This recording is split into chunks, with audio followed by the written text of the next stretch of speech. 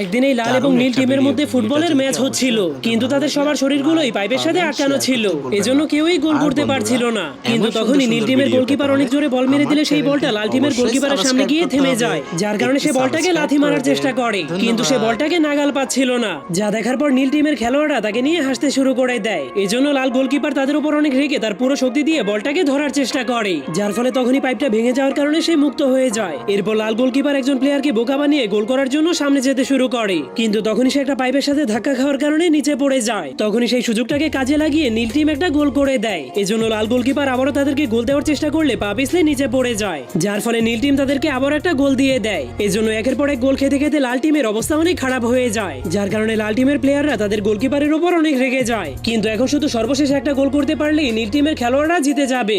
যা দেখার পর লাল গোলকিপার তার জায়গাতে গিয়ে জলদি করে তার পাইপটাকে লাগানোর চেষ্টা করে, কিন্তু তখনই নীল টিম বলটাকে আবার অনেক জোরে একটা লাথি মেরে দেয়।